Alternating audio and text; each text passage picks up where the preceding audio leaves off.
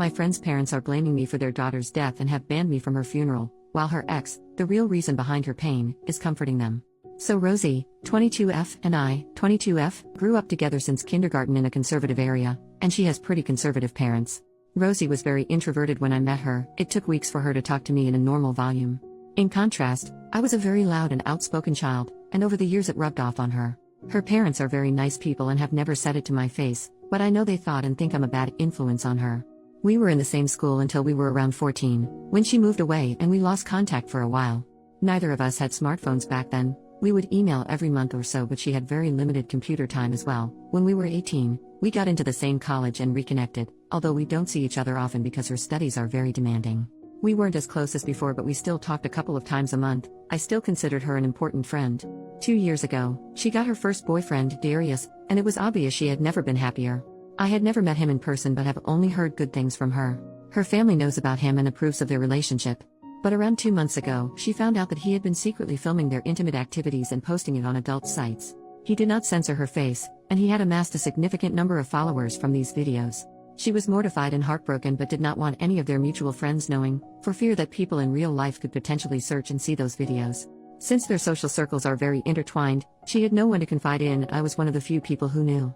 She stressed that her parents could not find out. They were under the assumption that both her and Darius were Christians and were saving themselves for marriage, and if they did, they would likely cut her off financially.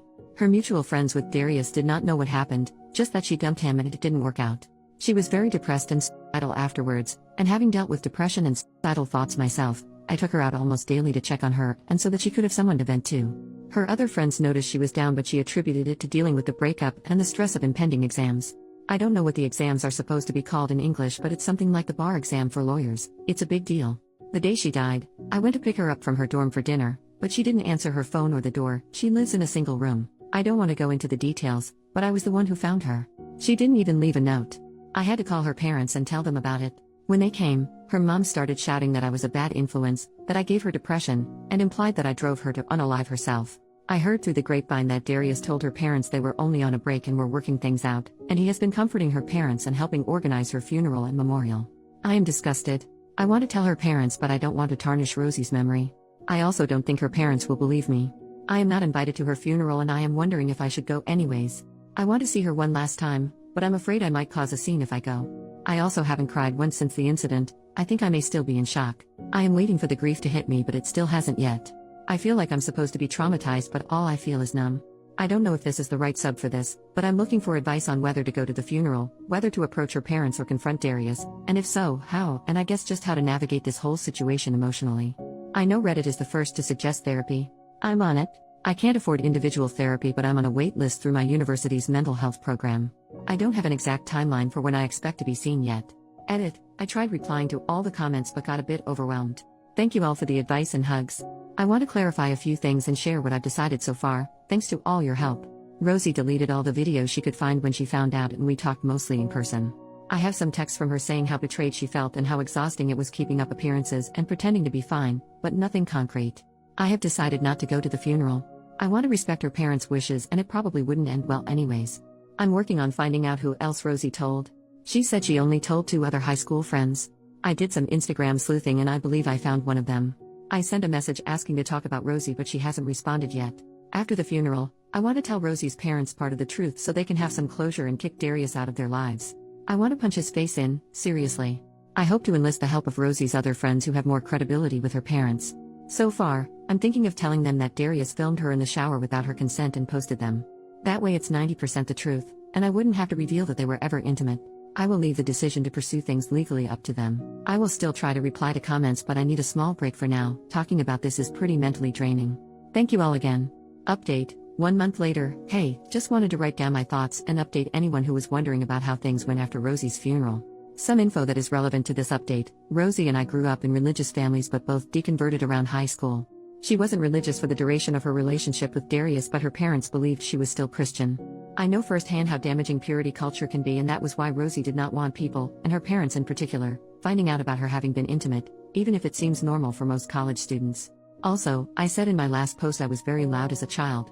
That was true. I was feisty and kinda obnoxious. But my personality did a full 180 in high school when I got diagnosed with depression and anxiety. Now I am introverted and do not have many close friends. Now on to the update. I reached out to Rosie's high school friend Maggie, who I believe she also confided in about the Darius incident.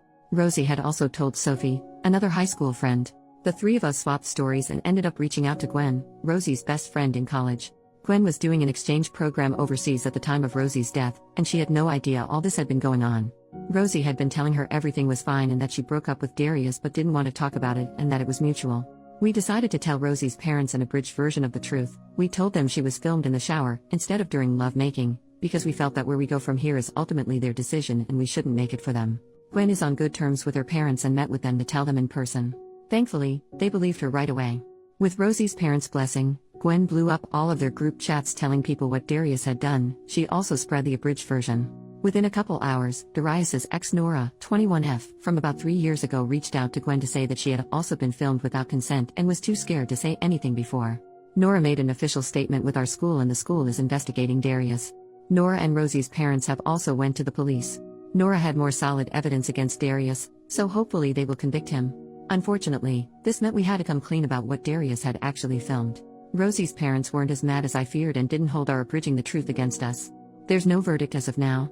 The legal system works surprisingly slowly, and personally, I suspect Darius will get at most a slap on the wrist because his parents are well off and well connected. On the bright side, his social reputation is completely ruined. Most people trusted Gwen and Nora's statements and gave Darius hell. He took a leave of absence from the school and he will likely have to go to college overseas if he ever wants to graduate, because everyone in their major knows about it now.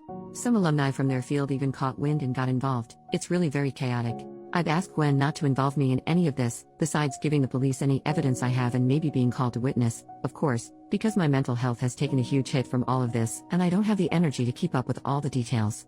I have asked her to give me any significant updates though. Personally, I'm doing as well as one can after all this. Which is to say I'm struggling, but hanging in there, and depressed but not suicidal. Thank you for all your condolences in the last post. A few short personal updates from me. Rosie's parents, after Gwen told them, they reached out to me and asked to apologize in person. I didn't want to see them so we agreed to a phone call instead. They apologized profusely for lashing out at me. I forgave them. They didn't know what was going on. I was hurt but they had just lost their daughter and were understandably very emotional. I probably won't have much to do with her parents going forward. I didn't see them very much before, but I am glad to have resolved this misunderstanding. The funeral and memorial. Gwen was not able to sit down with Rosie's parents until after the funeral. She also had to miss it because she was still overseas at the time. We waited until she came back, so sadly I missed it. Rosie was cremated, and her parents gave us, Gwen, some of the ashes. Gwen took Maggie, Sophie, and I to her and Rosie's favorite spot on campus, and we set up a picnic there. We spread some of her ashes there, had a moment of silence, and started swapping stories about Rosie and her life. I had my first real cry after Rosie left, maybe 3 weeks after her death. It was very cathartic and hopefully the first step to healing. Therapy. I told my parents about everything and they helped me find a therapist with a shorter wait list than the ones in school. I did an intake session, and I can expect to be seen in as little as 2 weeks with a therapist that specializes in grief counseling. In the meantime, I went to some support groups with Maggie, Sophie, and Gwen. I personally don't think it worked for me, because every time I talk about it it's like reliving the whole experience for me, so I will stick to therapy. Sophie and Maggie are still going to sessions. What next? My semester is almost over so I'm trying to tough it out until then.